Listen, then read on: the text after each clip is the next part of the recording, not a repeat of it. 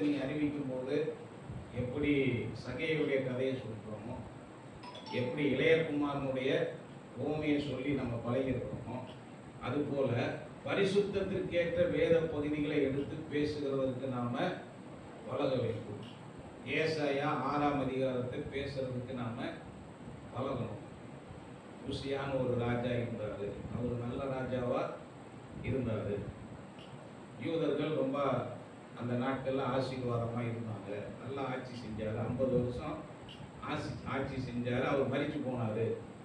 இப்போ அவங்களுக்கு எப்படி இருக்கும்? நல்ல ராஜா மரிச்சிட்டாருன்னா அடுத்த ராஜா யார் வரக்கூடா? அடுத்து அவர் என்ன செய்ய போறாரு? இவர் ஒழுங்கா நம்மளை வழி நடத்துவாரா, இல்லைன்னா சுயநலமா இருந்துருவாரா, தேவையில்லாம யுத்தங்களுக்கு எதுக்கும் போய் நம்மளை வம்பளை இழுத்து விட்டுருவாரா? இப்படி எவ்வளோ விஷயங்கள் என்ன செய்யும். ஒரு ராஜாவை மறிச்சிட்டாங்கன்னா தேசம் நிலையற்ற தன்மையை சந்திக்குதுன்னு அங்க ஏதோ ஒரு குழப்பம் என்ன செஞ்சிருச்சு. அடுத்தது யார் ஆட்சியை பிடிக்க போகிறது, ஆட்சிக்கு வரப்போகிறவர் என்ன இப்படியெல்லாம் ஜனங்க யோசிக்கும் போது ஏசாயாவுக்கு தேவன் ஒரு தரிசனத்தை கொடுக்கிறாரு. அதுல தேவன் எப்படி இருக்கிறார்னா, உயரமும் உன்னதமான சிங்காசனத்துல வீட்டு இருக்கிறார். அவருடைய வஸ்திர தொங்கலால் தேவாலயம் உயரமும் உன்னதமான சிங்காசனம் போது ஒரு ராஜா எவ்வளவு பெரிய ஆளோ அவன் சிங்காசனம் அவ்வளவு பெருசா இருக்கிறதுல பைபிள்ல ஒரு பெரிய சிங்காசனம் பார்க்கணும். சாலமோனுடைய சிங்காசனம் படிகளெல்லாம் வச்சு அதுல 2 பக்கம் சிங்கத்தெல்லாம் நிக்க விட்டு யானை தந்தத்திலே அவர் என்ன செய்யறாரு, ஒரு சிங்காசனம். அப்போ ஆண்டவர் உட்கார்ற சிங்காசனம் எப்படி இருக்குன்னா அது உயரமும். அப்போ அந்த சிங்காசனம் யாரை பிரதிபலிக்குதுன்னா இந்த ராஜா எப்படிப்பட்டவர்ங்கிறத பிரதிபலிக்குது.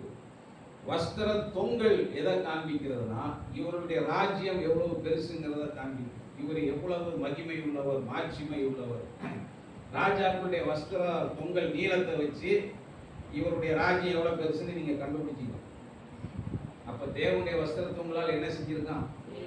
தேவாலயம் நிறைந்திருக்குன்னா அந்த காட்சியை பார்த்தோன்னே ஏசாயாவுக்கு ஒன்று புரியுது. என்ன புரியுதுன்னா, இவர் மிகவும் உயர்ந்திருக்கிற ராஜா, இவருடைய மகிமை ரொம்ப பெருசு.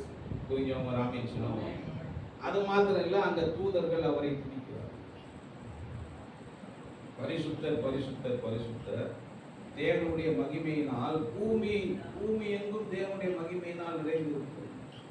வஸ்திர தொங்கலால தேவாலயம் நிறைந்திருக்கிறது மாத்திரம் இல்ல, பூமியே அவருடைய மகிமையினால் என்ன செஞ்சிருக்கு, நிறைஞ்சு போயிருக்கு. அப்படிங்கிறத அவர் தரிசனமா பார்க்கிறாரு. தூதர்கள் என்ன செய்யறாங்க? பரிசுத்தர் பரிசுத்தர் பரிசுத்தர்.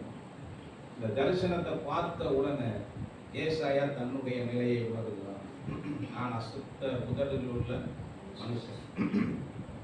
தன்னுடைய ஜனங்கள் யாரு, தன்னை யார்கிட்ட போய் ஊழியம் செய்யறதுக்கு அனுப்புறாரு, அந்த ஜனங்களுடைய நிலையை அவன் அறிகிறான். அசுத்த உதடுள்ள ஜனங்கள் மத்தியில நான் என்ன செய்யறேன்? வாசம் பண்ணுறேன். அப்ப தேவன் பரிசுத்தருங்கிறத நீங்க தெளிவா ஜனங்களுக்கு சொல்லும் போதுதான் ஜனங்கள் தங்களுடைய பாவ நிலையை புரிந்து கொள்வார்கள். அவர் பாவத்திலிருந்து எவ்வளவு தூரம் விலகி இருக்கிறார். தேவன் ஒளியாயிருக்கிறார்னு வேதம் சொல்லுது. 1 யோவான் 1:5. அப்ப அவர் ஒளியா இருக்கிறார்னா அவர்கிட்ட இருள் இல்லை எதுவுமே சொல்லுது. அப்ப இவர்கிட்ட பாவம் போக முடியாது. இதுதான் நம்ம சுவிசேஷத்தை துவங்க வேண்டிய இடம். தேவன் யார் என்பதை சொல்லி மனிதன் யார் என்பதை சொல்ல வேண்டும். மனிதனுடைய நிலையை சொல்ல வேண்டும். அவர் உன்னை வெறுக்கலப்பா, உனக்குள்ள இருக்கிற பாவத்தை தான் என்ன செய்யறாரு? வெறுக்கிறாரு. அவர் வித்தியாசம் பார்க்கிற தேவன் இல்லை, ஆனா அவர் பாவத்தை ஏற்றுக்கொள்ளுகிறவர் இல்லை. பாவியை நேசிக்கிறாரு, ஆனா பாவத்தை என்ன செய்கிறது இல்லை, அவர் ஏற்றுக்கொள்ளுகிறது இல்லை. பாவத்தை பார்க்க மாட்டாத சுத்த கண்ணனாய் இருக்கிறார். எப்படி வெளிச்சத்திட்ட இருள் போக முடியாதோ அப்படி தேவனிடத்துல பாவத்தோட நீ என்ன செய்ய முடியாது. இதுதான் சுவிசேஷத்தை துவங்க வேண்டிய விதம். தேவன் பரிசுத்தர் என்பதை நாம் காமிக்கொள்கிறோம். நாம் என்ன நிலையில் இருக்கிறோங்கிறத என்ன செய்யணும்? காமிக்கணும். 2வது, தேவன் சிருஷ்டிகர் என்பதை இந்த ஜனங்களுக்கு சொல்ல வேண்டும். நாம் தேவ சாயலில் சிருஷ்டிக்கப்பட்டவர்கள் என்பதை சொல்ல வேண்டும். தேவன் சிருஷ்டித்தவர்னு நீங்க தெளிவா ஆதியாகமம் 1:2 இருந்து எடுத்து பேசுனீங்கன்னா அவன் ஒரு கன்க்ளூஷனுக்கு வருவான், இவர் தான் உண்மையான தேவன். இன்னொன்னு அவனுக்கு தெரியும், நான் ஏதோ குரங்குல இருந்து வந்தவன் இல்லை, தேவ சாயல்ல சிருஷ்டிக்கப்பட்டவன். ஐயா, நீங்க சிருஷ்டிப்ப சொல்லும் போதே நிறைய தவறான கொள்கைகள் எல்லாம் பிரேக் பண்ணி, ஆதியிலே தேவன் வானத்தையும் பூமியும் சிருஷ்டித்தாருங்கும் போது என்னென்னமோ புக்கா எழுதி வச்சிருக்காங்க. எல்லாம் ஒரே வசனத்தில் அடிவாங்க. புரிஞ்சவங்க ராமின்னு சொல்லுவாங்க. இதாவது சிருஷ்டித்த ஒரு தேவன் இருக்கிறார், அவர் தான் என்னையும் சிருஷ்டித்திருக்கிறாரு. அப்ப நான் சாதாரணமான ஆள் இல்லை, நான் தேவ சாயலில் இருக்கிறவன். அப்ப பாருங்க, அந்த அந்த அறிவு என்ன செய்யுதுன்னா தேவனை அறியும்படியாக அவனை தூண்டுகிறது. அப்ப தேவ சாயல நான் இருக்கிறேன்னா அப்ப தேவன் எப்படிப்பட்டவன்?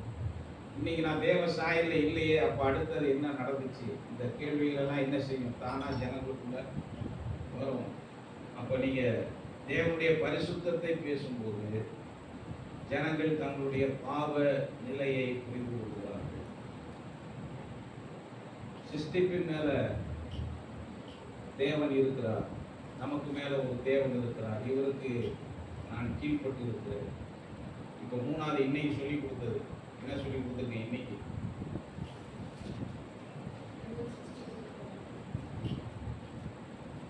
மனிதன் சிருஷ்டிக்கப்பட்ட நோக்கம் தேவ சாயல சிருஷ்டித்தாருங்கிறத சொல்லியாச்சு. ரொம்ப சந்தோஷம், தேவ சாயல இருக்கும். ஆனா இந்த உலகத்துல நான் என்ன செய்யணும்? எதற்கு நான் உயிர் வாழணும்? இங்க நான் செய்ய வேண்டியது என்னன்னா முதல்ல நாம் தேவனை மகிமை கொடுக்கிறோம். நல்லா கவனிங்களா, நம்ம பேசிட்டு இருக்க எல்லாமே எதை பத்தி தான் வந்துகிட்டே இருக்கு? தேவனை பத்தி தான் வந்துகிட்டே இருக்கு. அப்ப இந்த வேதம் முதல்ல புரிந்து கொள்ளுங்க. இந்த வேதம் தேவனை பற்றியது. இந்த வேதத்தை எடுத்து நீங்க வாசிக்க ஆரம்பிச்சீங்கன்னா முதல்ல யாரதான் வாசிக்கிறீங்க? ஆதியிலே தேவன். ஆரம்பமே எங்கதான் ஆரம்பிக்குது? தேவன்ல தான் ஆரம்பிக்குது. இவர் எனக்கு என்ன செய்வாருங்கிறதுல ஆரம்பிக்கலங்க. வேதம் எங்க ஆரம்பிக்குது? தேவன் எப்படிப்பட்டவர் என்பதில் ஆரம்பிக்குது. சிருஷ்டிப்புல நான் உங்களுக்கு அழகா சொல்லி கொடுத்துருக்கேன். மனிதனை அவர் சிருஷ்டிக்கிறாரு, அவன் இந்த உலகத்துல வந்து நிற்கிறான். அவனுக்கு என்னங்க கேட்க தெரியும்? இப்பதான் வந்திருக்காரு, இப்பதான் கண்ணு முழிச்சு என்ன செய்யறாரு? பார்க்கிறாரு. இவருக்கு என்ன கேட்க தெரியும்? தான் யாருங்கிறது தெரியுமா? தனக்கு என்ன வேணுங்கிறது தெரியுமா? இவன் வாயை திறந்து ஒரு வார்த்தை ஜெபிக்கிறதுக்கு முன்பாக இவனுக்கு தேவையான எல்லாவற்றையும் தேவன் ஆயத்தப்படுத்தி வைக்கிறார். ஏன்னா இவனுக்கு என்ன வேணும்னு கேட்க தெரியாது. இந்த தேவனை அறிகிற அறிவு தான் நம்ம வாழ்க்கையை மாற்றி அமைக்கும், நம்முடைய விசுவாசத்தை இன்னும் பலப்படுத்தும், இன்னும் வேதத்தை அறிகிற அறிவு கொடுக்கும். இந்த வேதத்தை நீ எடுத்து ஏதாவது ஒண்ணு தேவன் இப்படிப்பட்டவர் தான் அப்படிங்கிறத நீங்க கண்டுபிடிச்சீங்கன்னா அதை நீங்கள் உறுதியாக புரிந்து கொள்ளுங்கள். ஏன்னா இது ஒரு மாறாதவர். தேவன் எப்படிப்பட்டவர்? மாறாதவர். அவர் கொடுத்த அழைப்புகளும் மாறாத அழைப்பு. அவர் எதையுமே மாற்றுகிற தேவனே இல்லை. நம்ம அநேக நேரத்தில் என்ன தெரியுமா நினைச்சிடும்? பைபிளை படிச்சுக்கிட்டே போகும்போது பழைய ஏற்பாட்டில் அவர் வேற மாதிரி இருக்கிறாரு, புதிய ஏற்பாட்டில் அவர் வேற மாதிரி இருக்கிறாரு. நான் சொல்றேன், வேற மாதிரி இருந்தா அவர் தேவனே கிடையாது. அவரை குறிச்சு என்ன சொல்றாரு? கர்த்தர் மாறாதவர். அவர் என்ன செய்ய போறதில்லை? மாற போறதில்லை. நமக்கு கொடுத்த பிரமாணங்கள் தான் மாறி இருக்கு. நல்லா புரிஞ்சுங்க, நமக்கு கொடுத்த பிரமாணம் தான் மாறி இருக்கு. தேவன் என்ன செய்யல? மாறல. முதல் பிரமாணத்தை கொடுத்தாரு, கொடுக்கும் போதே சொன்னார் இன்னொன்னு வரப்போகுது. இன்றைக்கு நாம நித்தியமான பிரமாணத்தில் இருக்கிறோம். இது மாறும் அவர் சொல்லவே இல்லை. அப்போ முதல்ல இருக்கிற பிரமாணம் என்ன செஞ்சிச்சுன்னா இந்த புதிய பிரமாணத்திற்கு ஜனங்களை வழி நடத்தியது. பிரமாணம் தான் மாறிச்சே தவிர தேவனை ஆராதிக்கிற விதம் தான் மாறிச்சே தவிர தேவன் என்ன செய்யலன்னா மாறல. ஏசாயா தரிசனத்துல பார்த்தாலும் அவர் பரிசுத்தலாம், யோவான் போய் தரிசனத்துல பார்த்தாலும் அவர் பரிசுத்தலாம். பாட்டு என்ன செய்ய போறது இல்லை, பாட்டு அங்க மாற போறதே இல்லை. புரிஞ்சவங்க ராமின்னு சொல்லுவாங்க. அதனால தேவனை குறித்து உங்களுக்கு நீங்க எவ்வளவு இதுல கற்றுக்கொள்கிறீர்களோ நீங்கள் அவ்வளவு ஆசீர்வதிக்கப்படுவீர்கள், அவ்வளவு உங்களுடைய விசுவாசம் பெருகும். நீங்க அந்த அளவுக்கு மற்றவர்களுக்கு ஒரு ஆசீர்வாதமா என்ன செய்வீங்க? மாறுவீங்க. அவன் ஒரு வார்த்தை ஜெபிக்கிறதுக்கு முன்பதாக அவனுக்கு வேண்டிய எல்லாவற்றையும் அவர் வைத்து அவன் கையை நீட்டி இந்த நிலத்துல ஒரு வேலையை செய்யறதுக்கு முன்னாடி அவனுக்கு தேவையான எல்லாவற்றையும் அவர் உருவாக்கி வச்சிருக்கிறார். ஏற்கனவே அந்த நதிகள் ஓடுது, செடி மரம்லாம் எல்லாம் ரெடி ஆகுது. இவர் செய்ய வேண்டியது என்னன்னா மெயின்டெனன்ஸ்ல தான் வேலையை தொடங்க போறார். அவர் செய்யறாருங்க, நாம மெயின்டைன் பண்றோம். இப்படிதான் தேவன் நம்மை எதையாவது நம்ம புதுசா சாதிச்சிருக்கோமா? ஆண்டு கொள்ளுங்கள்னா என்னது? உனக்கு தேவையான எல்லாத்தையும் வச்சிருக்கிறேன் மண்ணுக்குள்ள, எடுத்து நீ பாட்டுக்கு என்ன செஞ்சுட்டே இருக்க வேண்டியதுதான், உருவாக்க வேண்டியதுதான். அதுல ஒரு விஷயத்துல நாம் கவனமா இருக்க வேண்டும். தேவன் எல்லாவற்றையும் சிருஷ்டித்து எல்லாம் நல்லது என்று கண்டார். எல்லாவற்றையும் நன்றதாக நல்லதாக அவர் என்ன செய்கிறாரு? பார்த்தாரு. அந்த சிருஷ்டிப்பிலிருந்து உன்னை எடுத்து நாம் வெளியில கொண்டு வரும்போது நாமும் நன்மையானவைகளை சிருஷ்டிக்கிறோம். மனுஷன் அங்கதான் தவறணும். ஆளுகை செய்யறதெல்லாம் கரெக்டா நடக்குது, உருவாக்குறதெல்லாம் கரெக்டா நடக்குது. ஆனா தேவனை போல சிருஷ்டிக்கிறவை எல்லாவற்றையும் அவன் எப்படி சிருஷ்டிக்கலன்னா நன்மைக்கு ஏதுவானவைகளை சிருஷ்டிக்கல, நன்மையும் தீமையுமானவைகளை மனிதன் என்ன செய்து வைத்திருக்கிறான்? சிருஷ்டித்து வைத்திருக்கிறான். இதில் நன்மையானவைகளை எடுத்துக்கொள்ள நாம பழக வேண்டும். புரிஞ்சவங்க ராமேஸ்வரன் ஆகாருக்கு நல்ல ஒரு வெளிப்பாடு கிடைக்கும்.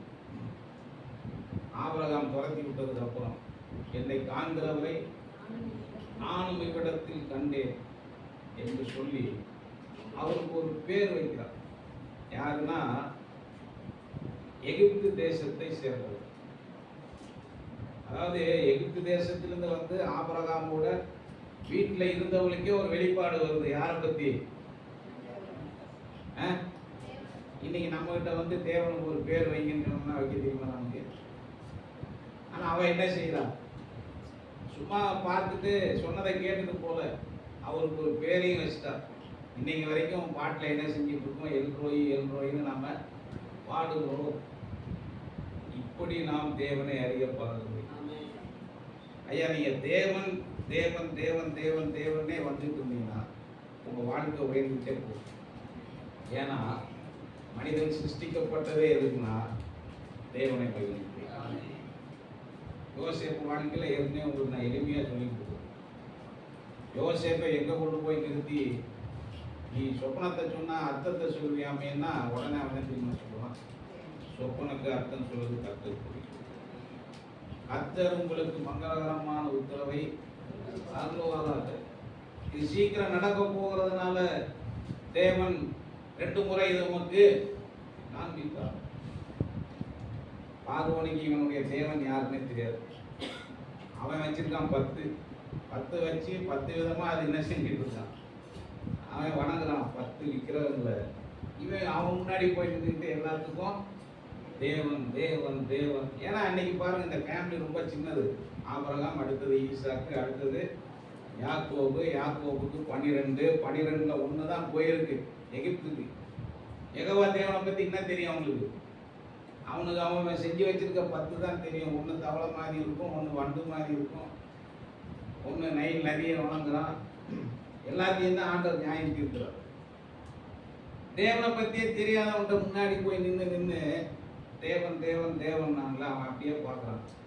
இவன் எல்லாத்தையும் கரெக்டாக சொல்கிறான். நம்ம மந்திரவாதி ஒன்றும் சொல்லலை, நம்ம கூட வச்சிருக்கிறனால என்ன செய்ய முடியல, ஒன்றும் சொல்ல முடியல.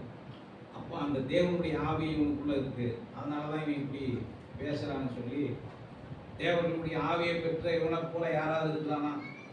இவனையே தூக்கி அதிபதியா என்ன செய்ய நாட்டுக்கு கவனிங்க. அவன் தேவன் தேவன் தேவன் சொன்னதுனால தான் இவனுக்குள்ள ஒரு தேவன் இருக்கிறார் என்பதை பார்வோம் கண்டுபிடிக்கிறான். இந்த தேவன் நம்முடைய விக்கிரங்களுக்கெல்லாம் மேல தேவன். அதனாலதான் நம்முடைய மந்திரவாதிகளால கூட என்ன செய்ய முடியல, இதெல்லாம் வெளிப்படுத்த முடியல. அந்த உண்மையுள்ள தேவன் என்ன செஞ்சிட்டாரு, வெளிப்படுத்திட்டாரு. அப்ப இந்த வெளிப்பாடு யாருக்கு இருக்கோ அவன் இந்த நாட்டை ஆண்டாதான் சரியா இருக்கும்னு சொல்லி அதிகாரம் முழுவதையும் அவனுடைய கருத்து. ஒருத்தரும் கையும் காலம் அசைக்கக்கூடாதுன்னு என்ன அர்த்தம்? எந்த வேலையும் செய்யக்கூடாது. இவன் அதிகாரம் இல்லாம எகிப்து தேசத்துல எந்த ஒரு வேலையும் என்ன செய்யக்கூடாது, நடக்கக்கூடாது. ஆரம்பம் என்னன்னா தேவன். சகோதரர்கள் வந்து நிற்கும் போது அவன் சொல்றான் தேவனுக்கு பயப்படும். வாழ்க்கை முடியும் போது அவன் சொல்றான் நீங்க எனக்கு தீமை செஞ்சீங்க, தேவன் எல்லாவற்றையும் நன்மையா என்ன செஞ்சுட்டாரு, முடிய வச்சுட்டாரு.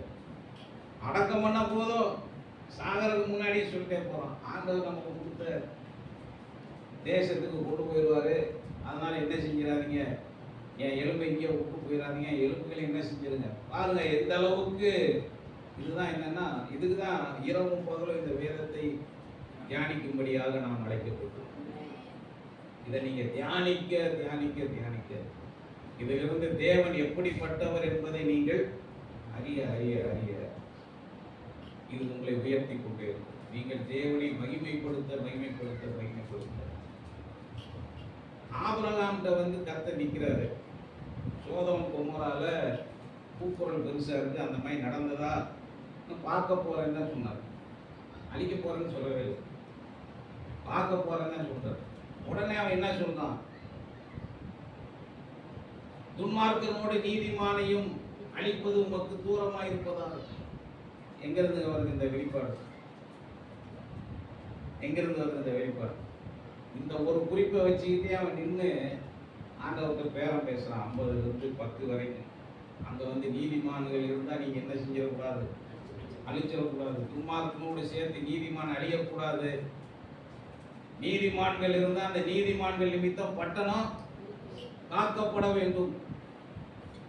எங்கிருந்து வர வெளிப்பாடு? இதனாலதான் ஆண்டவர் சொல்றாரு, இவனுக்கு நான் எதையாவது மறைப்பேனா? என் வழிகள் எல்லாம் என்ன செய்ய போறான், பிள்ளைகளுக்கு கற்றுக் கொடுக்க போகிறவன். நீங்க எந்த அளவுக்கு இந்த தேவனை உயர்த்துகிறீர்களோ அந்த அளவுக்கு நீங்கள் ஆசீர்வதிக்கப்படலாம்.